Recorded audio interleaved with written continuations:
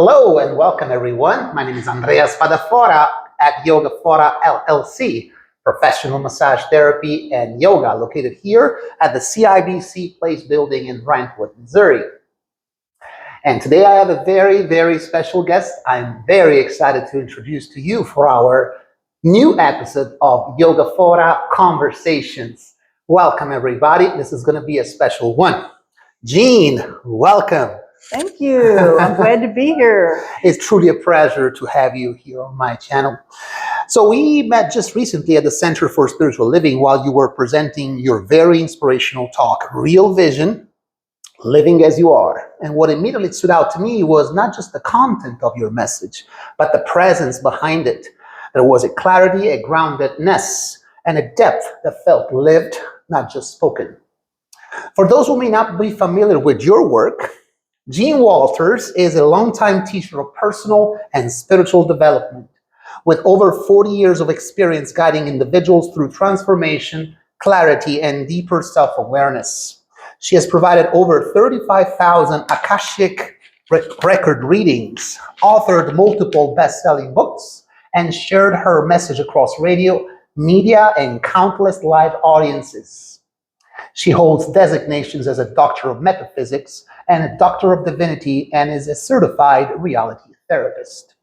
But more than titles or accomplishments, what we're really here to explore in our conversation is the inner journey, the evolution of consciousness, and what it actually means to live from truth, not just talk about it.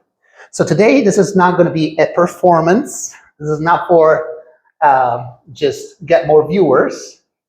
But this is a Yogaphora conversation, something real. So, Jean, I love to begin very simply. Number one, where are you originally from?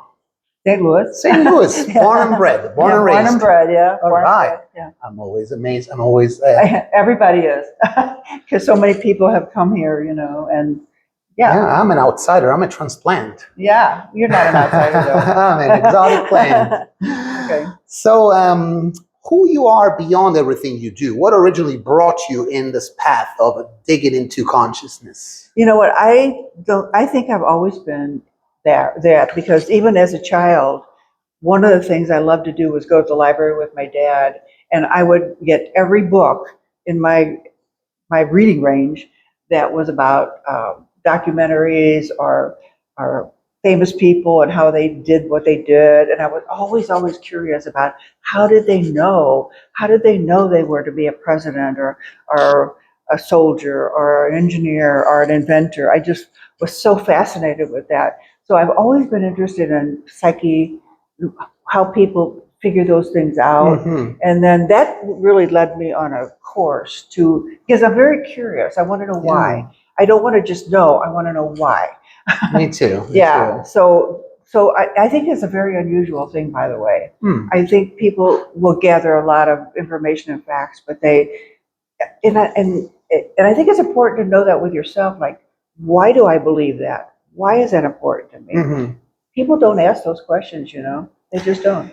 Well, in my experience, for example, this sort of journey into personal development, transformation, and the exploration of consciousness started out of an unfortunate event. I lost my first brother when I was 21 years old. So that was my defining moment. That was my sort of catalyst for change. That's when I started traveling from Italy to New Zealand and Thailand, and eventually that led me to where we are today in the United States.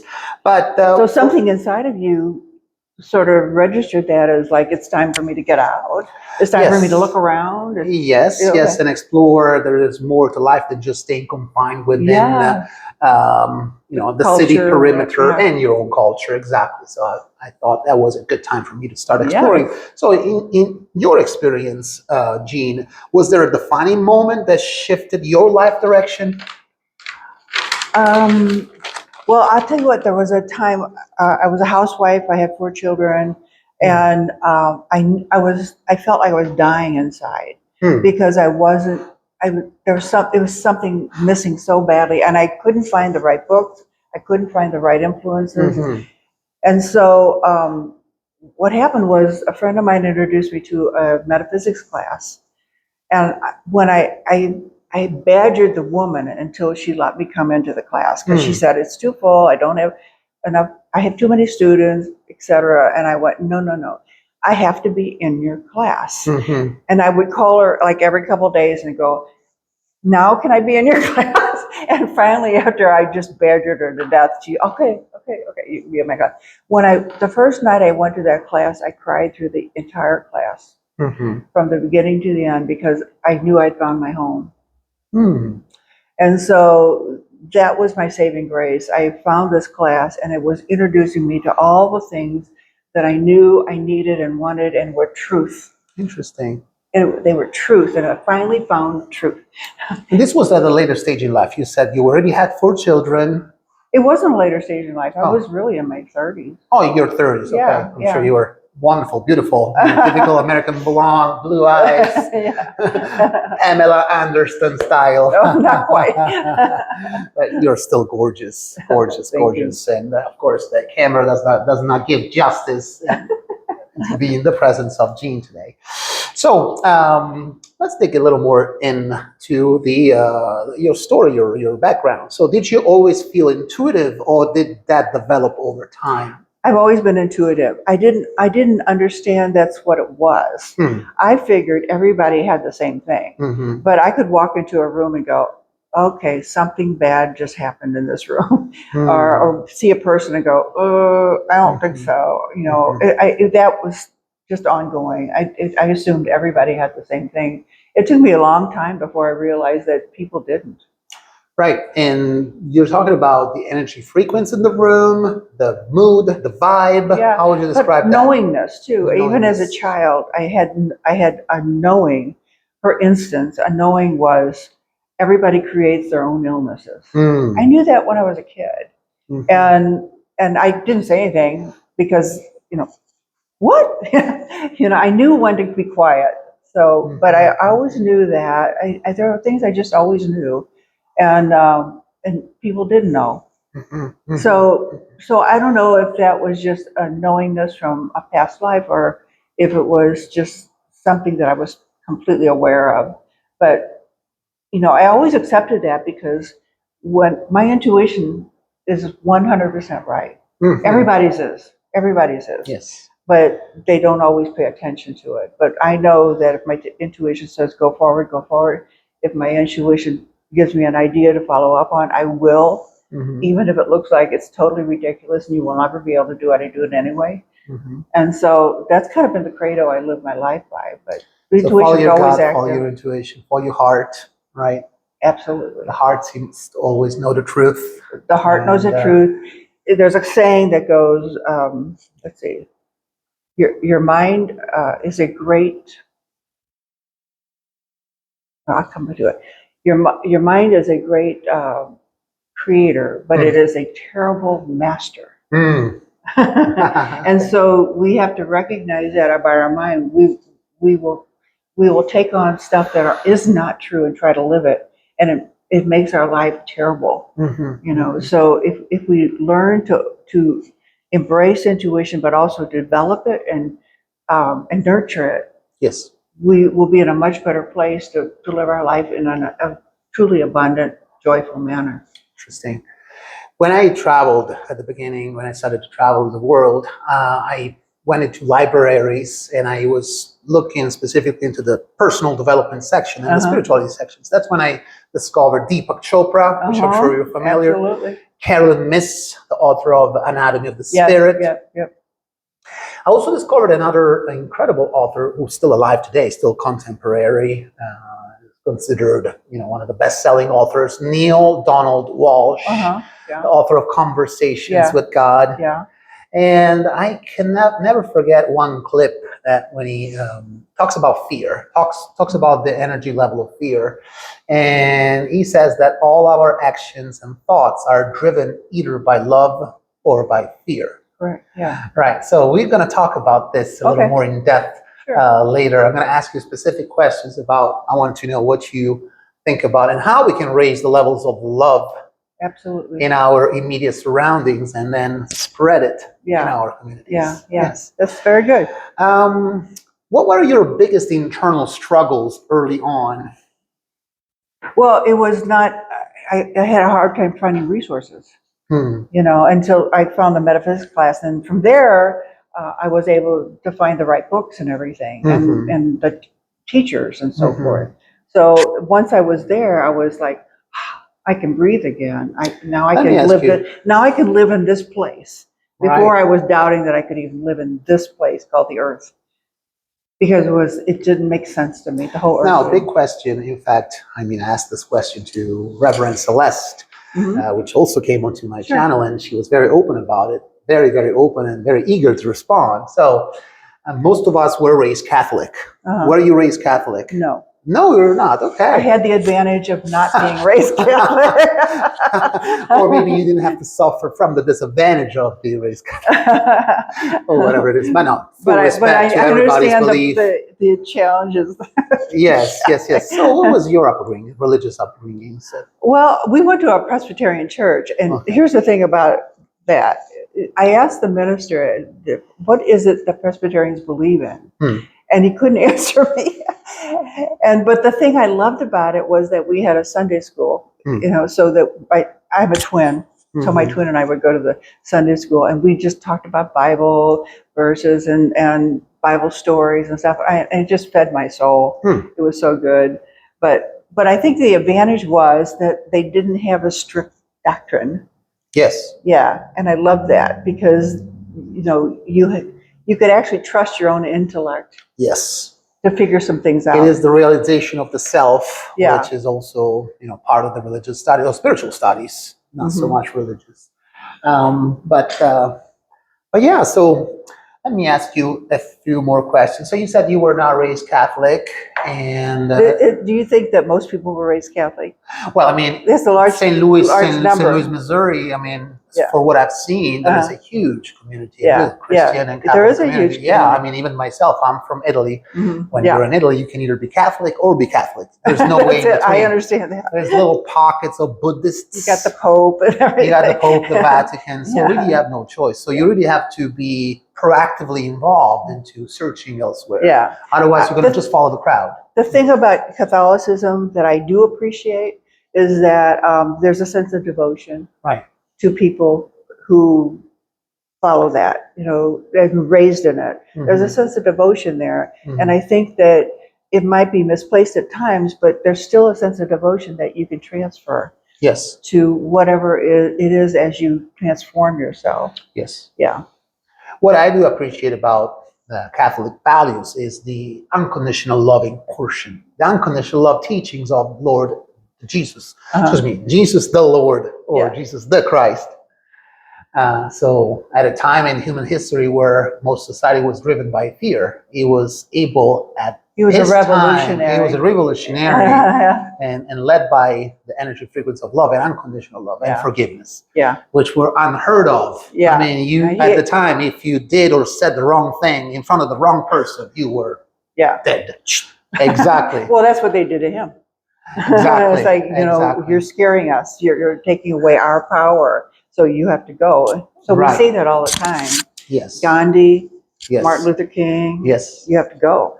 Exactly. Yeah. Exactly. So it was used as a tool of control for the masses to essentially give them some level of order and structure. That's true. It's true. In the form of you're a sinner, and if you continue to sin, there is a judge God beyond the clouds that is going to send you to hell. There's no judgment in God. Right. Okay. And that's the thing that I want to make clear. We are aligned on the same frequency here. Because for me, it's been a transformative experience. Good. For me, it's been the pathway to freedom. Good. Freedom, and the framework that led me to be happier, more free, and friends with everybody. If I love you unconditionally, I don't judge you. You're free. Well, that's nice for you. Thank you. So, but I'm here because I want to learn from from the height of your experience and path. So, and by the way, I'm not against Catholicism. It's just that it bothers me that people were taught that God is judgmental, and that they were taught a lot about sin and punishment, because those are not the truth. Right. And so I'm standing here making a very bold statement but it hurts people. And I don't like anything that hurts people. Absolutely, because you project shame and guilt into people, Yeah. which let them feel like crap. And they can right? get diseases and stuff because Exactly. they lower their energy so much. Exactly. They're so embarrassed and ashamed that they convert into body diseases and stuff like that. Not knowing that you have so much power within, right? Yes, And that's yes. what we're going to be talking about. So I want to really continue our conversation. But first, did you have to sacrifice something to follow this path? Were there people along your way that were not, not as friendly about your? Yes, I had. There were a lot of very traditional people, like as we're talking about, who couldn't manage being around somebody that thought differently. Yeah. I don't really think there was a loss, to tell you the truth, because I think when we eliminate something that's negative, it makes room for something that's positive. Yes. And so there was always other people that came in that aligned. I think we have to make those decisions every day, that if this isn't relationship or friendship or whatever isn't working, we can trust that we want to let it go, that there's more that come in. I always tell people there's lots of people in the world, so you don't have to limit yourself to a few. Do you believe that living in America gives you an advantage when it comes to freedom of thought, Yes. freedom of religion, choosing your own path religiously, as opposed to living in countries where if you don't believe in Allah, you get your head cut off? Off with your head, yeah. I think it's a huge advantage because, as you said, I mean, it allows me to explore. Yes. And to separate truth from fiction or whatever you want to call that. But I think it's a huge advantage. I think, though, that we have to appreciate wherever we're born, because those outline the challenges that we're to face in life. And we have to face challenges in order to get strong. Yes. We have to face challenges in order to begin to know who we are. So, I appreciate wherever, Me too. Yeah, whatever. If I could, I would eliminate all barriers and flags. As my Dr. Hawking says, pride, the pride of a nation, the pride of a flag is also destructive to life itself. Absolutely. Because you start operating out of the pride of belonging to only this particular group of individuals. Well, that's what led me to travel the world, because I wanted to go past whatever the impressions were that were being handed to me, and I wanted to see for myself who these people were, what they did, how they lived. And what I discovered was everybody's the same. They all care about their families. They all, want to have a nice life. They're basically good people. Maybe they've been taught badly. They have to steal or something to make it. But basically, they're all just good people. Let me ask you, so what gave you the certainty to continue, and what kept you grounded during uncertainty? Because we're talking about belief in God, belief in Source. We're talking about belief in something that is non-tangible. It's beyond time and place, has no beginning and no ending. Right. And so, have you ever doubted yourself in those kinds? As far as God, no. But I also have to say that I had to change my view of God, because, being raised in a church, we had this idea, we called it Him, God the Father. The Father. We always made it a male. And what I realized is that, we saw the little guy in the chair going, I don't like you, you have to be punished. We saw that in our mind as God. Right. And then I was like, no, but I didn't know what to replace it with. And then when I took away the personality, there's no God man or God female. It's an energy. It's an energy. It's an energy. And once I understood that, then it blossomed. Yes. Now it's making sense to me. Yes. Okay. So then, but I've always lived in the present. I always believed and always trusted that there was a God. I had to find it myself. Like, what is God? Right. Yeah. The way that Dr. Hawkins described him or her, whatever it is the or I call it it. Powerful energy field, Yes. out of which potentiality becomes spontaneously Yes. an actuality. Yes. And it's the field that is constantly present, Right. and always was, and always will be, and it Right. always is. Yep. So I'm with him. 100%. So let's talk about your past and your background in Akashic Records. Did I pronounce that right? Yeah, Akashic. Yeah. Akashic Records and intuition. So I didn't know anything about those kind of records until I looked it up just recently. So please, how do you explain to the average layman listening to us? How do you define the Akashic Records? Okay, well, there is a energy record in that field that you're talking about. There's an energy record of everything you've ever thought or done or been. And so if I take your full name and your full birthday, it segues you as a particular individual. I can concentrate on that and move into a space in my mind, and then I can see you. I can see your energy, and then depending on what it is you're looking for in a reading, I can go right to that point and pronounce it to you. Okay, deliver it to you. So basically, I think of it as a skill that I'm particularly good at because I've always been very intuitive anyway. But I meditate, and I've developed this, and I'm very strong in what I know. But the truth is, I think anybody could do it, but most people would not. They're not that interested, or it's not that important to me. Like I said, I've always been super curious. Right. So I want to know. I mean, don't tell me. I want to know. I want to know myself. Sure. So Akashic Records was just a way that I could serve people because I've always known that serving people was the most high thing to do. It was the highest energy to put out, that we're here to serve. Yes. But my service is always about lifting people. Yes. To be their full self, to be who they truly are.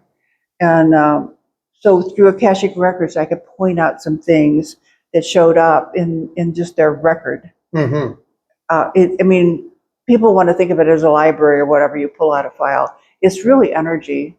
And then if you ask a question, it's immediately delivered to you, the answer. So, I mean, that's the way the mind works anyway, to tell you the truth. But it's very specific in this regard because a lot of people are interested in past life. I look at it as cause effect. Like, why are you in the situation you're in right now? Let's go check it out. I'm interested. I've never done it, and I in my past life, in my 20s or 30s, I would have been very skeptical. Coming from the Western culture of the Italians, right? The Renaissance the whole guys, world, really? they just really want to smell, see, and touch things, something that you can actually physically prove. Right. So tell me what is actually happening during the reading, and are you receiving, interpreting, or both? Okay, when I go, as I said, I take your full name and your full birthday, and that segues you from everybody else. Then I can see it. But also I can feel it. And if I wanted to taste it, I could taste it. So it's just, if you and I sitting here right now, I can feel you, I can see you, I can smell you, I can, all of it. And so it's the same thing, only you're taking it to a different level. Okay, and then, and I just report back. I don't interpret it, I just report back. Okay, I don't there's none of Gene in that. I'm just a reporter. So you're mirroring the person? You guys are mirroring each other, like you're, looking into a mirror, or because I mean that happens both ways, right? So I'm at the same time sitting next to you. You're reading me. I'm reading you, right? We can all kind of, if we're both intuitive people, right? You can sense their fears. You can sense their sense of pride and all the kind of the levels of emotions going on. You go deeper with an Akashic reading. Interesting. Yeah. How deep you go? Tell me about what one can expect after a reading. As I said, like for instance, let's say you have cancer. Why do you have cancer? What's going on? What created it? You go into the record and you can see the history of how this developed. Or why do I have a hard time in relationships? You know, Right. what's going on? But you need to ask information. You need to dig into their. Well, what I do is I usually ask people to just give me a few ideas about what they want to know, because rather than me wandering around and going, yeah, yes, you were a priest in a past life, and which you were, and so forth and so on. It's like, it's lovely to know that, but why is it important now? That's what I want. That's what I want to give people. Why is it important now? It's lovely to, oh, I was a priest or I was a ballerina or whatever. Like, that's, I always think, who cares? But why is it important now is important, because then you can use whatever comes through that at this moment. You can incorporate that into your life now. Very interesting. Thank you for that insight. But how do you distinguish sometimes, intuition from imagination? Well, What if you get an inaccurate reading or something? Intuition is not imagination. Well, intuition is not imagination, but when you're intuitive, you have imagination. Sometimes it comes through your imagination. Right. But I didn't create the imagination. I'm receiving the imagination. I'm receiving the images or I'm receiving that. Yeah. So imagination is important for meditation. It's important for everything, really. Yeah. So you want to be a creative being, you have to be imaginative. So you receive pictures, you receive sounds, you receive smells, you receive all of it. Okay. Yeah. Very interesting. And people will laugh because they'll say, I'm having trouble with my son. What's going on here? And I'll read them together, and I go, well, this is. And they'll say, oh my God, and they laugh and go, you're so right. But they're seeing it, but they're not seeing it in the depth that I see it. So they don't understand why it's creating a problem between them and the son, And yet when I'm telling them something, they go, oh my God, that's so right. So, there's a lot of value in it. If you're just getting a reading just because you want to know if you were a king or sometime or other, I'm going to ask you a question that I think it's pretty deep, because a lot of people that do deep meditations search for that. And what does truth, or what does God or source feel like in the body once you close your eyes? And I've seen people in deep meditation. Yeah. Even my favorite Reverend Celeste, which I send a big shout out. I miss you very much. She, you go deep into your heart beating, you go deep into your sensations, your bodily sensations. So I really don't. What I do is I go deep into the energy. Okay, and the energy of the presence or the source or whatever you want to call it. And I experience that energy. It's expansive. It's still. It's quiet. It's big. It's but it's soft. It's nurturing. Those are all qualities. Yes. But it's there. Yes. It's there, and then because it's you. And so you're just going into another place within yourself, that connects to all things. You mentioned silence. So you think that we can find source in the silence. So underneath the noise of the world, in the midst of chaos, you can always return to the level of science, the silence. Because you said it, it's the chaos of the world. Yes. It's not the chaos of spirit. Right. Spirit has no chaos. And that's why I encourage people a lot. As I said, go to the mountain, go to this high place within yourself. There's no chaos there, but then you have a clarity that can say, this is what I need to do here. Okay, and it's soft, but it's definite. Yes, yes. Oh. And it gets more definite the more you meditate, because then you're actually training your mind to go to that place, so your mind knows how to go there. So there can be trained like a muscle. Absolutely, you have to train your mind. You have to. Interesting. Yeah. Yeah. When I think of silence, I think of going up into a mountaintop, or even like flying on at the level of the plane level, like when the airplanes fly outside of the plane. There's silence of the atmosphere itself. But it's not in this world per se, even though the world is in it. It's not in this world. Okay. Now, let me ask you another question. So how does fear distort perception? Because ultimately, healing requires, transcending fear. Yeah. Like we said earlier, the dichotomy of love or fear. Most of the heartaches, most of the anxieties and heart attacks, actually, physical heart attacks, come from fear. Mm-hmm. Fear that something it's going to happen and it's going to disrupt whatever level of comfort you have accomplished at this moment. Fear around money, fear around health, fear around relationships. Let me define that a little bit more. How about fear of that relates to attachment?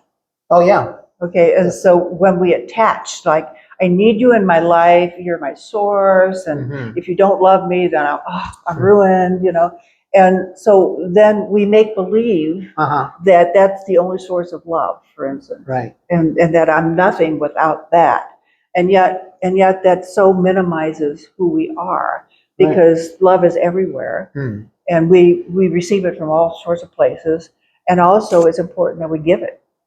And so when we become a receiver and a giver, then we're in a more balanced state. But and in your particular experience, in your specific experience in romantic relationships, for example, I don't know if you were married or are married or have a partner. I mean, how do you deal with the fundamental reality that we have already within? And nobody can ever really love us more than we love ourselves. So with the fact that you want to find a partner that is equally self-realized. Okay. Yeah, tell me. That's hard. That's hard. Yeah. Okay. But the thing is, again, attachment. I mean, I think you'll find lots of partners in life. You'll find business partners. You'll find romantic partners. You'll find dance partners. Yes. And so, but the thing is not to become so attached to that person that you make believe that all your love has to come from that person. Yes. Because that's what gets you in trouble. If you can step back a little bit and see clearly what the person is, and then you know where their strong points are and their weak points, and then you don't grasp on so much and believe that I have to be with that person my whole life. I'm not saying you have to leave them either. I'm just saying that, to learn to see without attachment will make it so much more peaceful and so much more gratifying. Interesting. Well, humans are social creatures, right? Absolutely. We do need each other. I mean, there was a time in history we needed each other for survival. We would have been gone extinct if we didn't organize ourselves through communities, through tribes, through cooperation. Sure. We still do that. We still do that, right? So with that in mind, how can one find contentment within oneself without attaching yourself to your community, to your family and mom and dad, Yeah. I think you can have all of those things. I'm just saying you can't make them your source. Okay. Yeah, you can. I have 4 children. Yes. I love them. Yes. But they're not my source. Yes. We give and receive, and there's a beautiful flow there. But I know that they're my children. I have to let them go. I can't hold on to them. Right. That's tough, right? It's not when you really understand, honestly, when you really understand that doesn't help them or you can do it. And I'm not saying you shove them out of your life. I'm not saying that. No. I'm saying that, they're going to get in their own troubles. Okay. And they are going to have to work out those troubles too. You could be there as a guiding force, but you can't say you have to do it this way. Yeah. Okay. Now. Tell me what is the most profound reading you've ever experienced? Tell me an anecdote. I couldn't come up with any. When I read that question, I've done a lot of profound readings. Something I guess one was a fellow you learned something special. I don't think I've learned anything through readings. Okay. There was one fellow though that asked me when he was going to die, and I could see he was going to die very soon. I mean, like within weeks. And I told him that because I always feel if you ask me the question, then I owe you the answer. Right. Which is truthful. Yeah. And he was so grateful he was so grateful to know that because it gave him a chance to just get some things in order. Yes. So that was one that is a very unusual reading because people don't usually say, ask me that. Did it actually manifest? The person died Yeah, he eventually? did. Yeah. Oh my goodness. Yeah. Interesting. Yeah.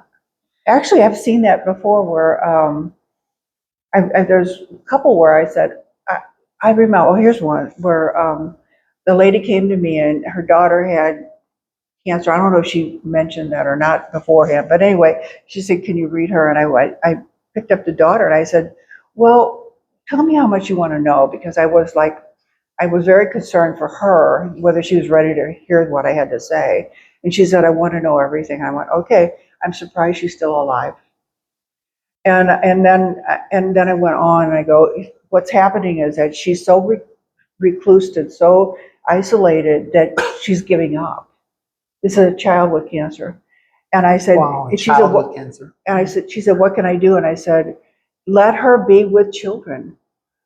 And she said, well, they were keeping her separate because Yes. they were so concerned that she might get a germ or something, But in her separateness, in her aloneness, in her all of that, she was just dying.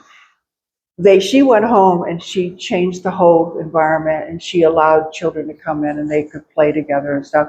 And her daughter's energy came up like that. Wow. So, I mean, it tells you something about people that, Yes. I mean, we do our best. We think we're really protecting our children, but we're really not in a case like that. And also, it made it very clear that this kid needs kids. She needs that kind of energy and joy. And we all do. We all do, So that was I guess that was a profound reading.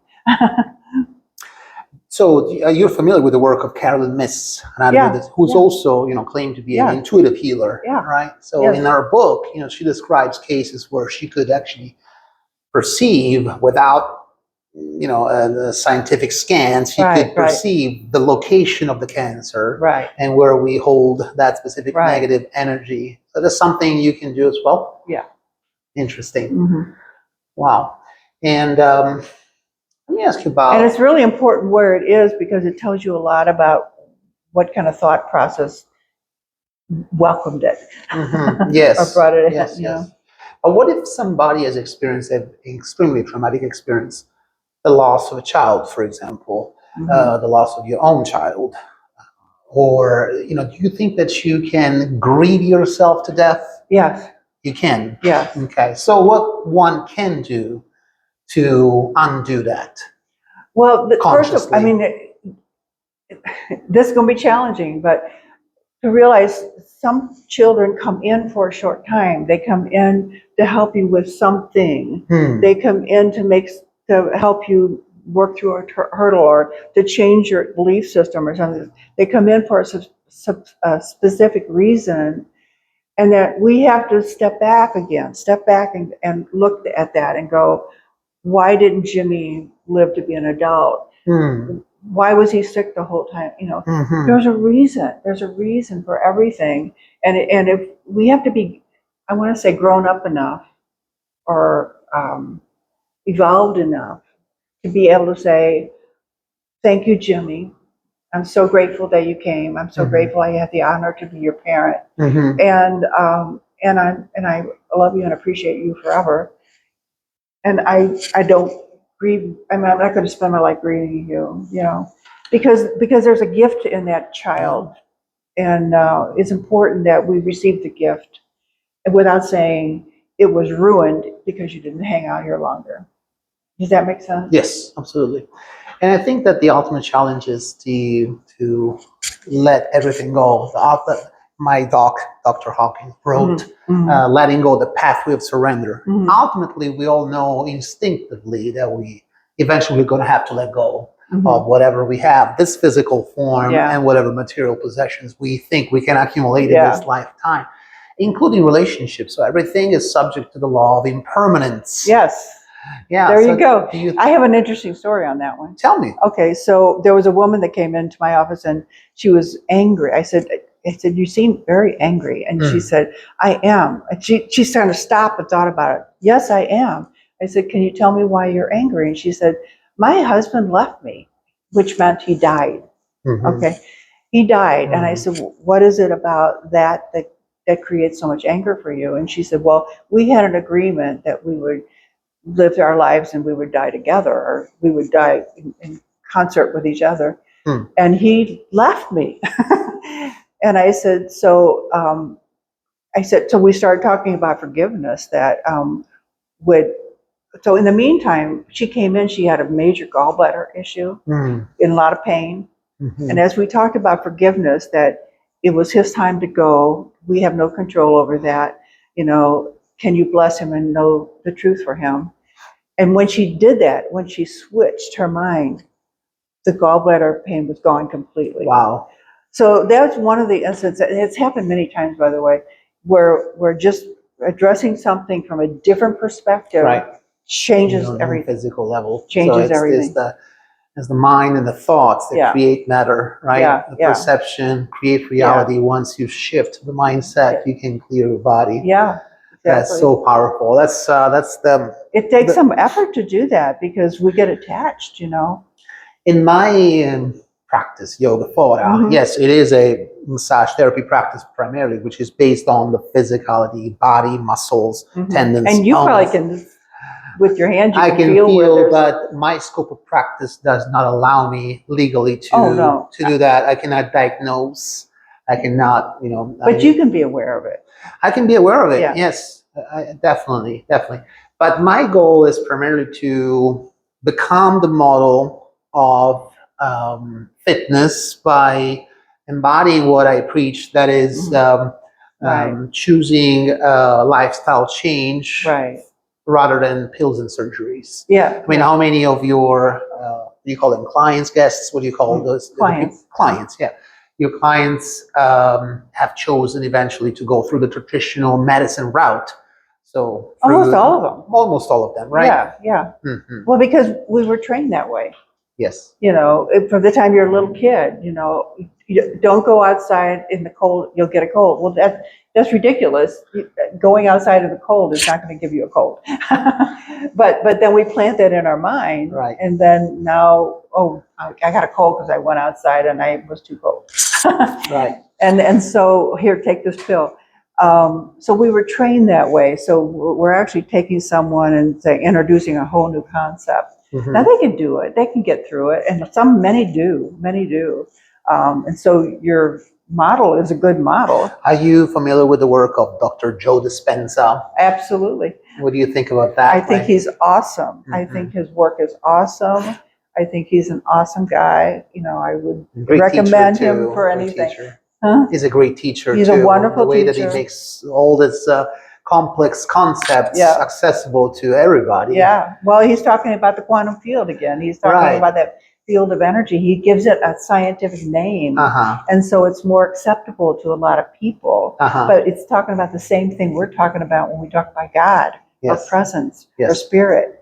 It's the same thing, only he teaches it from that other angle, which is beautiful. Very empowering. And then people get to see it firsthand, like when I changed my idea, my hip quit hurting, or now I can walk and I couldn't before. All kinds of things. Yeah, and also, one of the things that stood out to me was the fact that he encourages people to try new pathways, to try new things. Don't start the day always doing the same routines. Okay. Try to push yourself to, explore new routes, new habits, that's good. meet new people. Keep your mind fresh.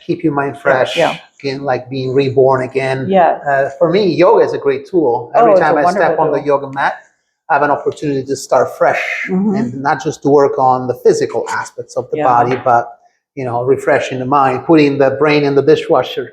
Absolutely. And yoga is wonderful. It's another wonderful universal practice. I mean, isn't it amazing that all of these practices date way back? Yes. And we in our enlightened state are figuring it out now. It's a beautiful time to be alive. Yeah. For sure. Yeah. And we live in a time in human history that's unprecedented. I can call my mom and my family in Italy at will for practically no money.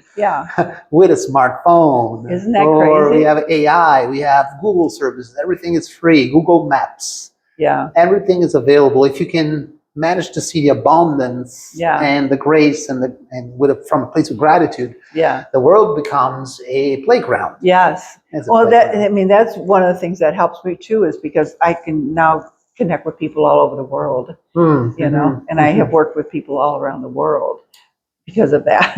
And your books have been distributed in the States. You know, you've written several books. I have 7 on Amazon. I've written a few more, but yeah, and I was looking at your questions. I thought that'd make a great book too.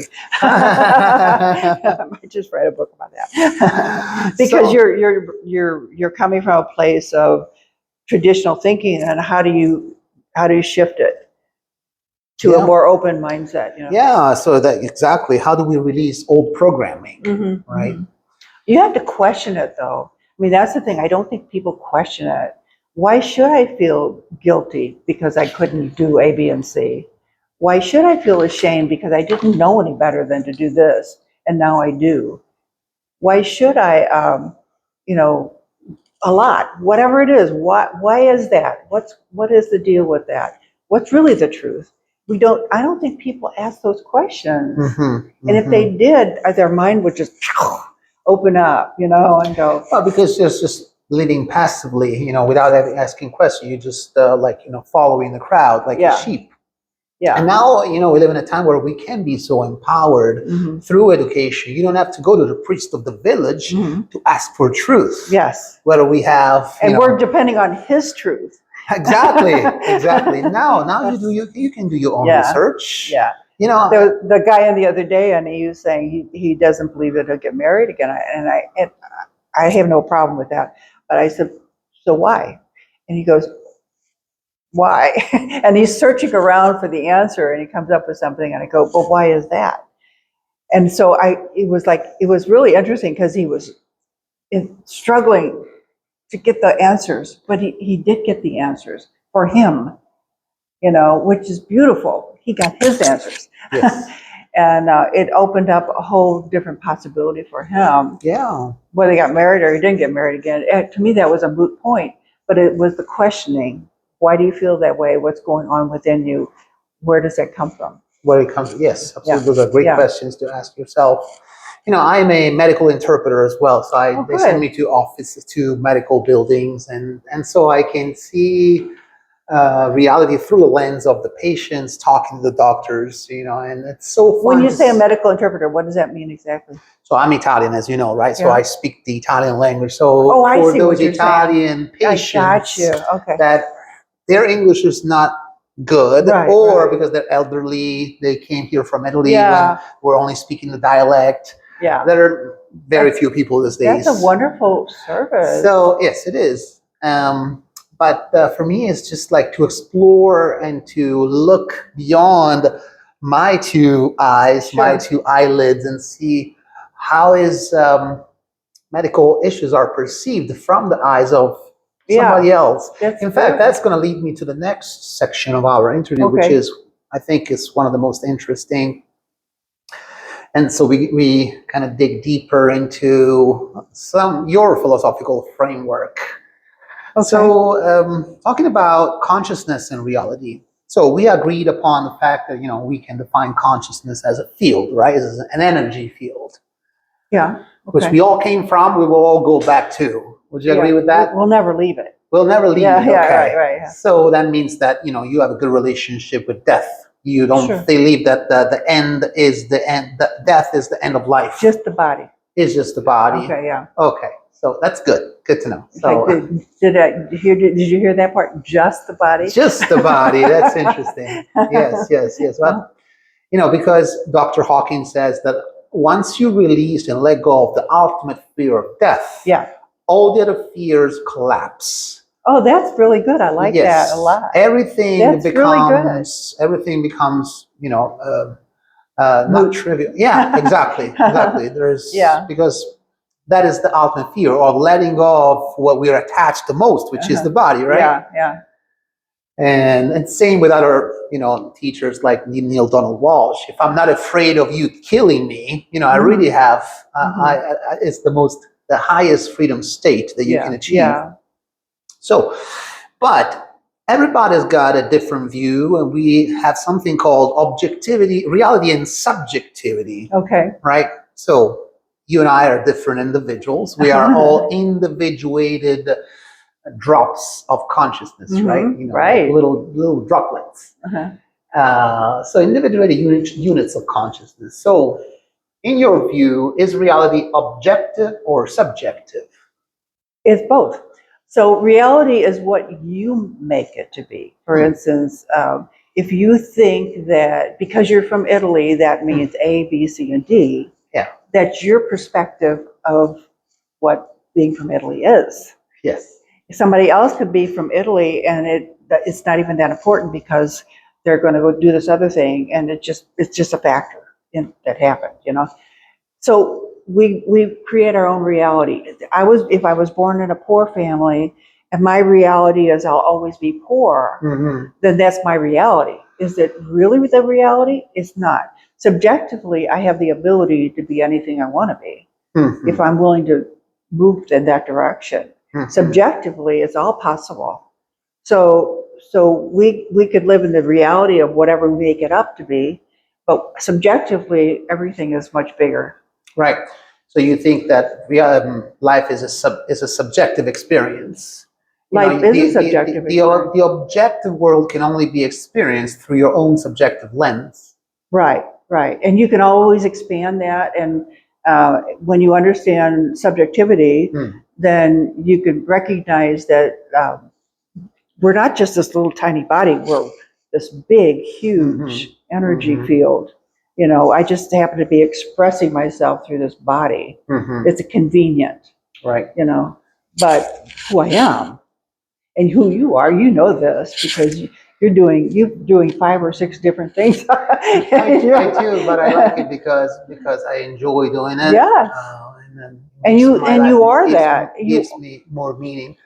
Well, you are that. You are all of those things. But it's not exempt from challenges because, yes, like we said, reality is subjective. So I have my own subjectivity, my own views on, love, unconditional love, forgiveness, and I try to reside above 200 on the scale of consciousness of Dr. Hawkins. It starts at courage and then climbs into joy, love.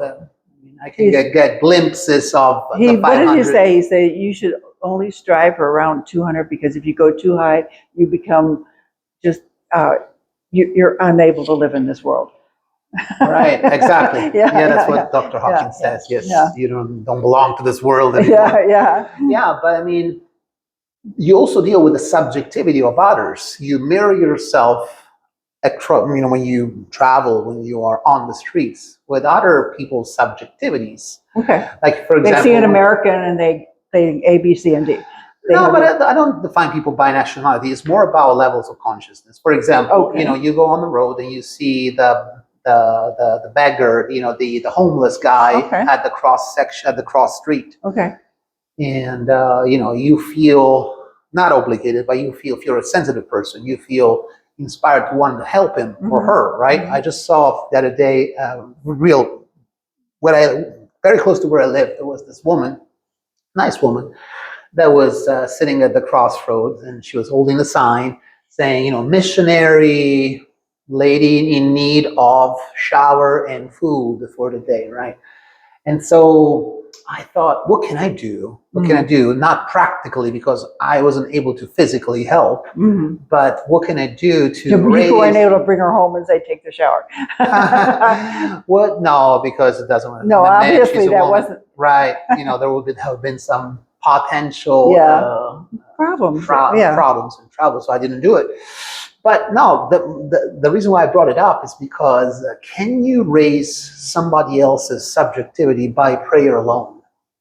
Does prayer have... I think it supports, if they're ready to change, it supports their change. Okay. Because there's a part of them that is in a different level. And if we're pouring prayer to them and seeing them in a greater light, then it really encourages them to move in that direction too. Right. We can't make it happen, but we can support its happening. Sure. Yeah. And does this sort of level of transferring need to... Because we're on one field. That's why it works. Yes. But let's say that you're vibrating at the energy frequency of love and joy and courage, let's say, for example, while the other person is resonating at fear, at anger, at pride, at grief, anxiety, apathy.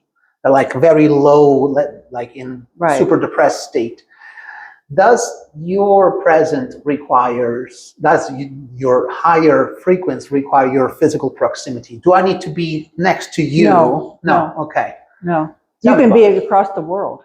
Okay. But you, Andrea, are a unique energy in the field. And I go to your energy as Andrea.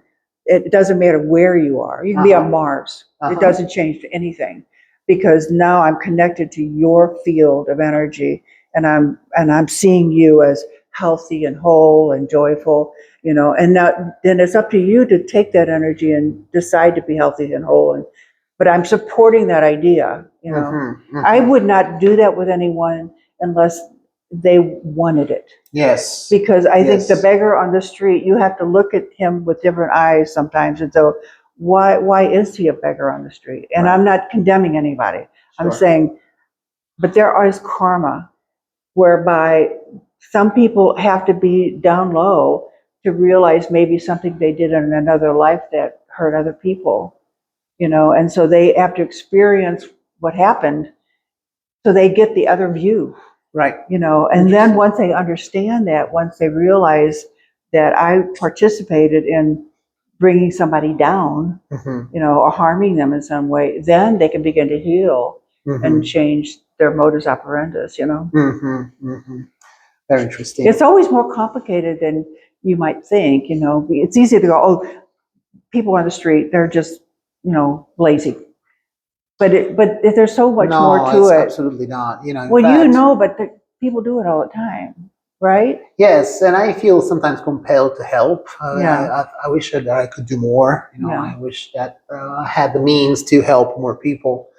But Dr. Hawkins says that one individual that operates at an energy frequency or a level of consciousness that is high and above 200 can counterbalance the negativity of thousands of other people still resonating at a lower frequency. Well, think of Gandhi on that. Yes. Mahatma Gandhi. Yes. I mean, yes. He was one little skinny guy, and he affected nations. Right. And non-violence. Without using guns. Well, because of his energy as love. Yes. Absolutely. Absolutely. And I also just more recently, I went to see the movie Michael Jackson's movie. Did you see it? Yes. And he was able to attract masses and masses of thousands of people going to see him. I wanted to be in the presence of Michael Jackson for his greatness, his music, his dance, his messages, his energy field. Yes. So we lost a great star. And so when I saw the movie, it made me cry like 5 times because I don't miss the body of Michael Jackson. I miss the energy field of the music, and I can reconnect through his music, which is still what he left in the form of vibration. Sure. Yeah, he left that for us. So you think that one's intention influences outcomes? Absolutely. You came to the United States. You have an intention of creating a business. You have an intention of creating a life here. You think of all the activity you put forth behind that intention, but it all started with an intention. Yes. Yeah. And then the activity came later. Yes. And that's the thing with people. I think some people don't understand that is like, you can have any kind of intention you want, and you have to put the activity into it. Yes. It's not just going to descend upon you. True. Yeah. Very, very true. And so there is a point where you develop the picture in your mind, but then you have to use your legs, use your imagination and activity to make that manifest. But you are also given those, once you set your intention, the field cooperates with you because it puts the right people in place, the right situations in place, the right teachers in place. It puts all of that you're magnetically drawing that to you, So in the spiritual world and even in the yoga world, we often talk about transcending the ego. right? The ego sometimes gets in the way, and people sense that, you believe that you are, this kind of huge presence, when in reality, people can, call you out on your own bullshit. Yeah, that's a good way to put it. So how do we move beyond ego? How do you really achieve that place of mind where you can see yourself just as good and just as smart and just as equally worthy like anybody else among 8 billion people on planet Earth? Yeah. Well, ego is considered like the split mind. When we come into existence, we are whole, complete beings. We always will be. We always have been. But there's a part of us that kind of splits away. And I talked about it Sunday, where I was talking about Goliath, David and Goliath.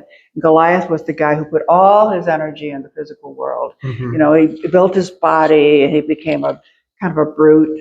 And so he walked around thinking, I got this, I can do anything, I can conquer anything. But he didn't have the substance inside. He had only the form. And so the ego is that person, is that being that only looks at form, and they're not looking deeper at who you truly are, who they truly are. And so that's the difference. I think if we're puffed up with nothing behind it, we're in ego. Yes. But that doesn't mean you can't say, I'm really a good yoga professional. I mean, if that's your truth, then that's your truth. If you are that, then say it. That's yours. But do you need the validation of others? No, that's the thing with ego. Ego needs validation all the time. Right. I was married to someone who was very much in their ego, and it's like they filled up the whole room with themselves. I mean, nobody was able to play a part in that, because he needed the whole room to acknowledge him, to think he's okay, Whereas that's ego, because if your ego can just be part of your wholeness, it could just be your personality, right? And that's all. And then you can interact with other people, and you don't require the whole room to pay attention to you. I have a question in regards to that I think makes it a little more practical. Okay. So, in order, as you know, in this capitalist society in the United States, we get paid. We can bill people in relationship to the amount of perceived value that we add to the marketplace. An attorney can bill at $500 an hour. A doctor can bill $1,000 an hour. Everything is relative to what we perceive as value. Yeah. And of course, we also have another measure of to benchmark that through time, right? Some unskilled laborers are paid minimum wage, for example, $15 an hour. Now, most personal development authors, I'm sure you've heard of Jim Rohn. Jim Rohn, he used to be the CEO of Herbalife. And also he was the mentor of Tony Robbins. I'm sure you know Tony Robbins. Yeah. He said, success is something you attract by becoming an attractive person. And so becoming magnetic. Yeah. And he says, learn to work harder on yourself than you do on your job. That's right. Yeah. Yes, those are great, powerful quotes. It's right? Very wonderful. But making those bold statements in practical reality, don't they require an elevation of the ego? In order for myself, for example, to raise my hourly rate from an average rate to bill, twice as that, 3 times as that, doesn't that require a ego inflation? No. Tell me about it. Well, first of all, we're talking about 2 different egos here. Yeah. That ego that's bloated is one thing. Yes. But if you want to raise your rate, then you bring more value to the marketplace. Yes. And so so the question would be, what can I do to bring more value to the marketplace? Now, when you say I teach a really great yoga class, then you can really become extreme in your yoga and really good at it and brilliant. And then you will garner more, you will attract, you will magnetize more money to you, because now I can raise my rate from this to this because I'm offering the very best of the best. right? Yes. So that's not an ego, that's not a bloated ego. That's an ego that's you know, that works. That this is the way the ego is supposed to be. It's your personality that you're actually magnetizing. Right. Yeah. And in your personal experience, you've written books, you have offered services and seminars, Sure. workshops. There was a time when you had to place yourself on the marketplace and assign value to your hourly rate, or maybe Correct. to the events and workshops. So, what was your thought process of valuing What yourself? I should charge, you mean, or Yes, something like that? yes. The dollar value. I How do you? listened to my intuition. Oh, interesting. Okay. I listened to my intuition. There was one day I was walking in the park, and my inner voice, my intuition voice said, raise your rates. Okay. Mhm. What? And it told me the amount. I went, okay. And so based on that alone, I raised my rates. And I was thinking, well, I wonder if anybody's going to leave now. Exactly. No one left. No one left. Okay, because they already saw my value, and that meant nothing to them that I raised my rates. So, but that's what happens regularly. I think you, meaning the person, are the one that can minimize themselves. But when you really see what you bring to the other person, Right. then you can charge accordingly. I understand. Yeah. Great. Well, thank you so Yeah. much. That's what I wanted to hear. Because it's not so much what you think it should be, but more, what value am I giving them? Yeah, but it's also, the perception of the receiver. That's what I'm saying. What if I am your ex-client that says, hey, I think Jean now is overcharging. Okay. Who does she think she is that she can bring her value twice as much? And that's one option, right? Yeah. I never charge twice as much. So. Yeah, but I when you do that, though, you have to allow that there might be people who say no. But in my experience, and I've raised my rates over 40 years many times, the loss that I have is so minimal, it doesn't change anything. All right, so what's the difference between knowledge and wisdom? You went through, in order to acquire your designations, you had to do some legit studies. Tell me about your studies a little bit. You went to some sort of university or some level of specific religious institutions. What did you do? I went to a school that was a metaphysical school, and I went through all their designations. Oh, wow. I did all of them. And then therefore the doctor of metaphysics and the doctor I did another thing where I got the certified reality therapist, and then I did another thing where I got the doctor of divinity. But the thing is, I'm an avid reader. I read at least one book a week. I engorge on wisdom. And if you saw my library, you would laugh because it's a billion spiritual books. I love to see it. So I think we have to self-educate is what I want to get to, because I think if we say the universe is, they'll give you a certificate, but is it going to give you the information you really want? To me, I had to go find it myself. Okay. Yeah. So if you say, where did I get my knowledge? I got my knowledge from life. I got my knowledge from everything, but I also applied it. And application is wisdom. Yes. Okay. So you could have knowing and not doing is the same as not knowing, right? Right. Well, and there's lots of people who have read all the books and they could spout it off like crazy, and you look at them and go, they're not living any of it. True. True. So. Yeah, and libraries. We have a library card which is free. Everybody can have access to an enormous amount of knowledge these days, especially in the U.S.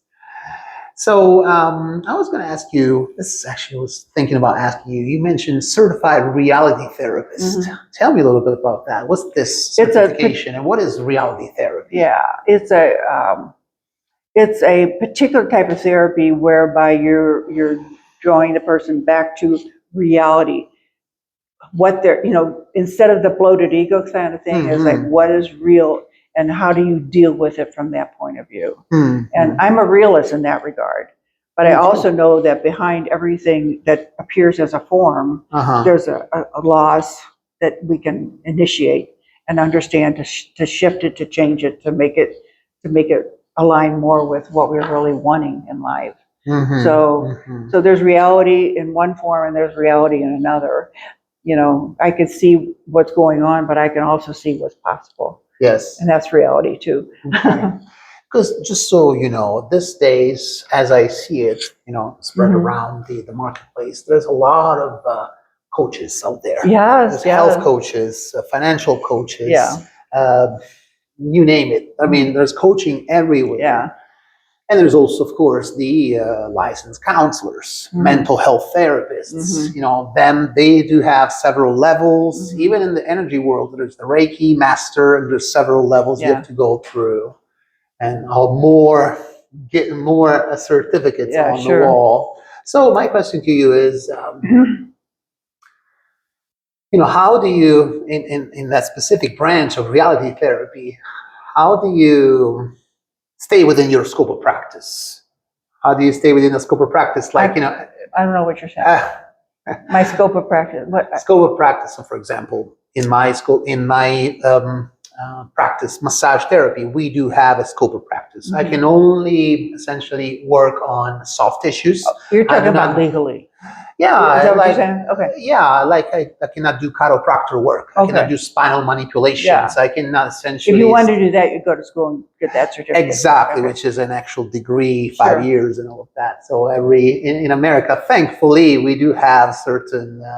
Everybody stays in their lane. Hopefully, Yeah. if you go to other countries, even in Italy, you go to your hair salon, and the hairstylist is both your hairstylist, massage therapist, and also your counselor. Yeah. Everything in one person. Yeah, right.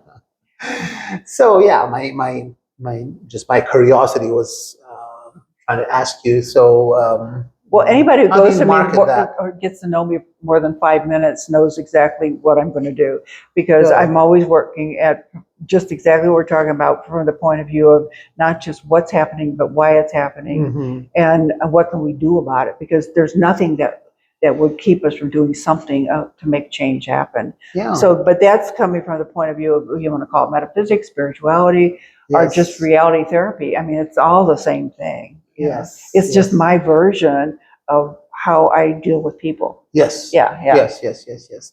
And again, you can be source inspired, like God inspired, Absolutely. which is something that I think everybody you can have tap to be, into. really.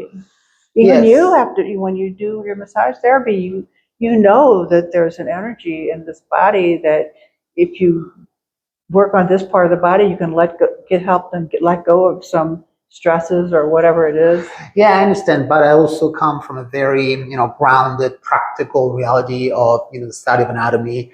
Also, there is also a respect of the emotional component. There are certain But things isn't that I that all cannot. woven together? It is, Okay. it is, but these things do not fly well when it comes to explaining your soap notes. Have you ever, what soap notes are? No. It's notes that every medical healthcare practitioner needs to make after Okay. every client. Got it. So you have the subjective, the objective, the assessment, and then plan. Mhm. Right? Those are standards in our practice. Sure. Everybody who's been to massage school will tell Well, you. I have those notes too. I don't call them soap notes. Yes. Yeah. Yes. And so those are based upon more of a very, physical matter reality assessment Okay. of what's been objective. In other words, Yeah. in order to prove the existence of a treatment, you have to be able to prove it at a physical level, not at a metaphysical level. Yeah. In other words, but I don't have to do that. Yeah, good for Okay, you. yeah. I was just going to say that those metaphysical concepts will not fly well in a court of law, Uh-huh. which is based on evidence, which is based on the energy frequency of the 400s in the Dr. Hawking's map of consciousness. So there are certain challenges nowadays. There are certain challenges I try to be, but unfortunately, I see cases where, especially in a sue-happy country like the United States, they are kind of sue happy, right? We can be litigious unnecessarily. That's why I always, I'm overly sensitive about scope of practice. So now let's move toward a couple of more extra questions on your legacy and wisdom. Actually, there's one question I want to ask before that.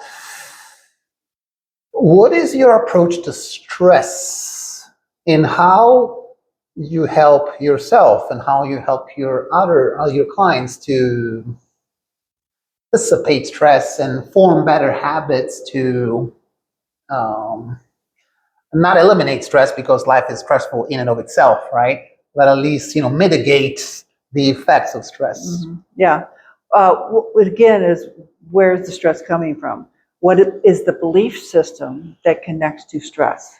If the belief system is, I'm going to go do this class and I don't know if people are going to like me, there's stress involved with that. If you go to do the class and go, I'm going to give them my gift, and maybe they'll receive it, maybe they won't, there won't be as much stress. There may be no stress, So stress is related to beliefs. I got into stress because I was running late today. And one of my things is I do not show up late. Yeah. But then I thought, okay, I have to change that because life happens sometimes. And then in Italy, time is estimated and always abundant. So when you come to me, you don't have to worry about it. Well, yeah, but that's my credo. Yes, my credo. Okay, so then I had to change that and go for some reason or other, I'm arriving at the right time. Yes. Now I am not fully convinced of that, hence stress.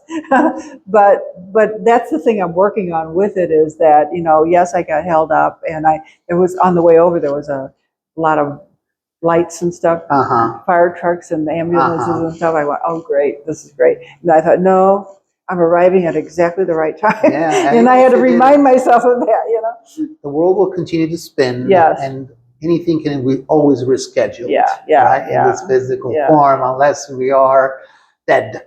Yeah. We're not. So we're alive and kicking and vibrant. But you can see from that the stress came from disbelief. Yes, absolutely. Yeah. And so when I change the belief, then I lower the stress. Yes. And so that's just an example, but it goes through everything. No, I totally understand. And I think it also comes from social conditioning. And I see it as a transplant. Time is money is a frequent admonition that you guys have been taught. It's like baked into the culture. Right. You have to stay on time. Everything must happen, start and have a precise ending. Everything is structured in a very linear, sequential mode. And mine is more like I'm disrespecting the person. Yeah. If I'm not on time. Yeah. And that would bother me more than time is money. I understand. Because I do not want to disrespect anyone. Yeah, that's sweet. I know. I see that. I notice not just in you, but in the general people I have a chance to talk to. There is an overly politeness when it comes to respect to other people's boundaries, and it's beautiful. And I understand. I think it's great. It's very civil. It's very respectful. I'm very glad to be here.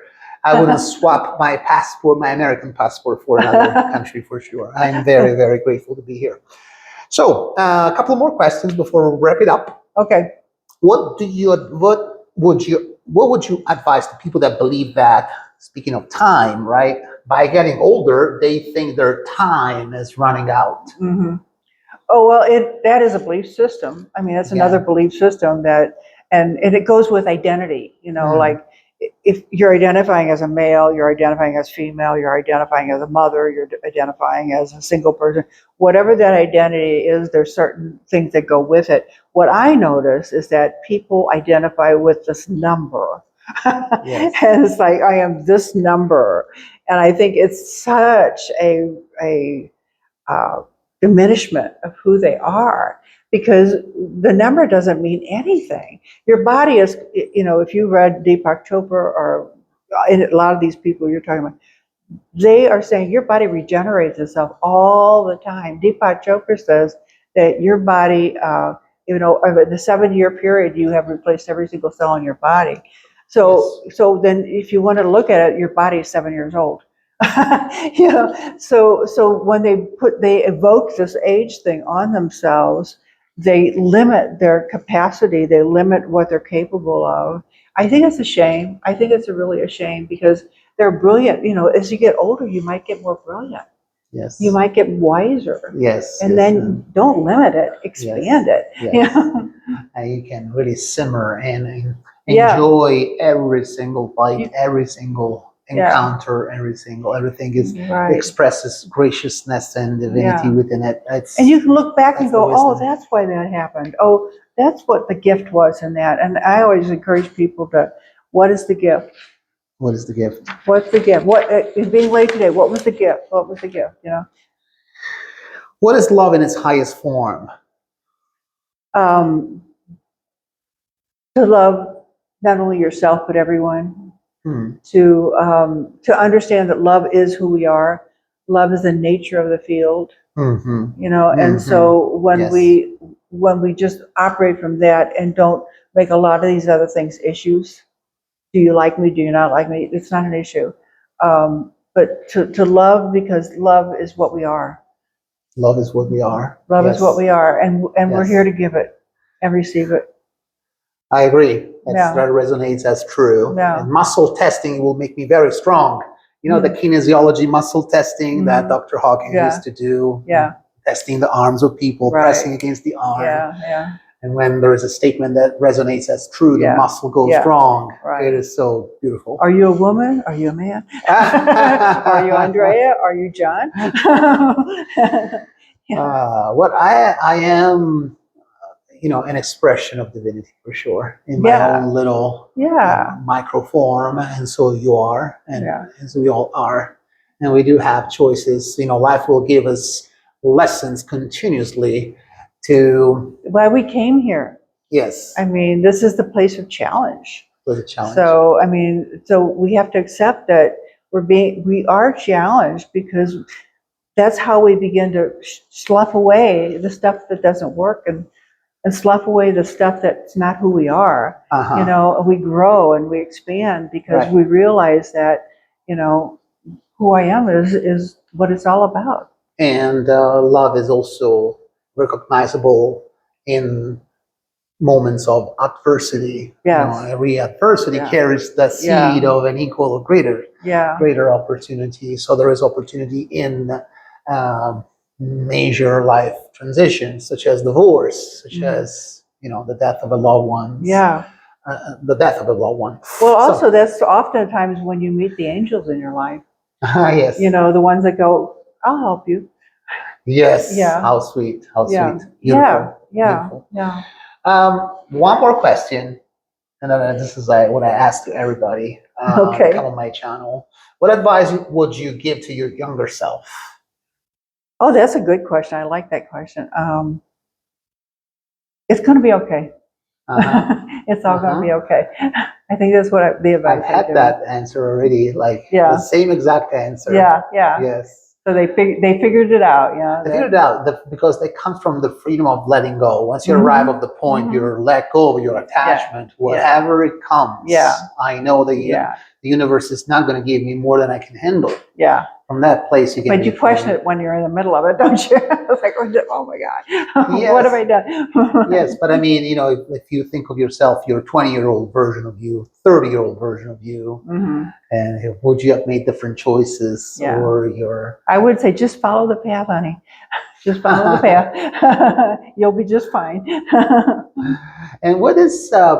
You know, when you write your books, I mean, there's a lot of pages to write. You know, what is your creative process? What stimulates your creative juices? Well, first of all, I've taught a billion, maybe not a billion, but a million classes throughout my career. On creative writing or no? No, on metaphysics, on how to work with your dreams, how to understand what your spiritual DNA is, on what truth is, how do you connect with your spirituality, what is the Bible saying, and what are the symbols that are there in the Bible. And I meant to bring you a book. I'll give it to you next time I see you. Of course.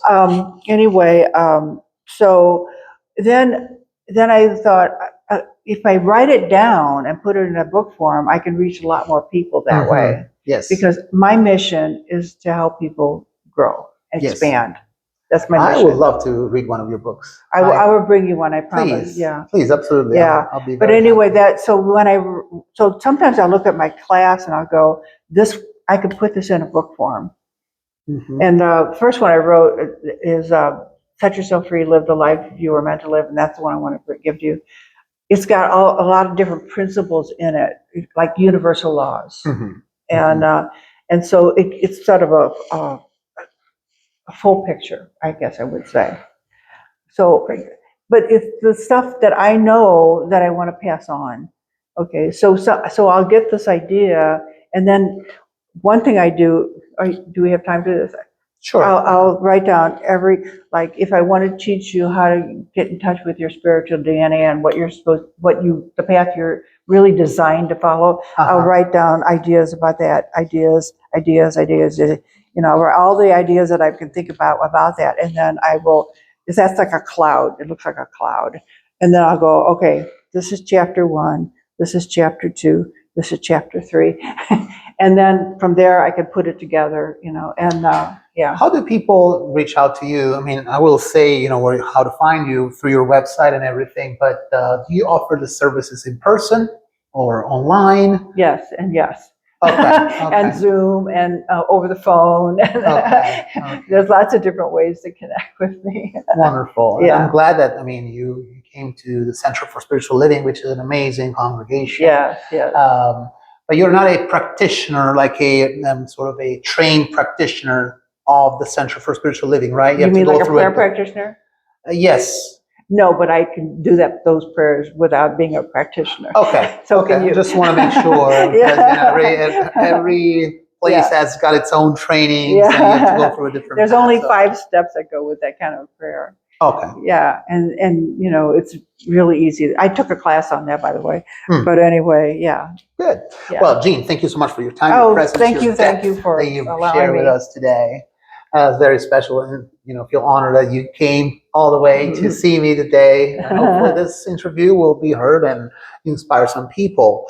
So, for those listening, if something in this conversation resonated with you, if you felt a sense of recognition, just curiosity, or even a quiet shift, I always encourage you to follow that. This is usually where something real begins. If you'd like to connect directly with Jean or explore her work further, you can reach out. You can reach her here, Jean Walters, at Inner Connections Incorporated. Is that still valid, right? 117-110 Administration Drive, Suite 42. That's the wrong address. Okay, that's okay. My address is 11944 Autumn Lakes Drive, Maryland Heights, Missouri. I did move my office. Okay. Yeah, but you can reach me on my website, which is www.spiritualtransformation.com. Good. Yeah. Or by email at jean@spiritualtransformation.com. And if you're here locally in the St. Louis area and feel called to work with me, here's a little about what I offer through Yogaphora. At Yogaphora, my work is centered around helping people reconnect with their body, their breath, and their awareness through grounded, practical, and experience-based approaches, such as therapeutic massage 7 days a week by appointment, focused on stress relief, nervous system regulation, and long-term care. I also offer corporate chair massage for events. It is ideal for staff appreciation days, wellness events, and community gatherings, as well as yoga, group and private sessions, breath-based, functional, and accessible for beginners and intermediate level students. Italian language and cultural services. As you know, I'm also an Italian language tutor, interpreter, and translator. And I focus on real-life communication, connection, and immersive learning. I offer a class here at this very space every other Saturday from 10:30 to 12:30 p.m.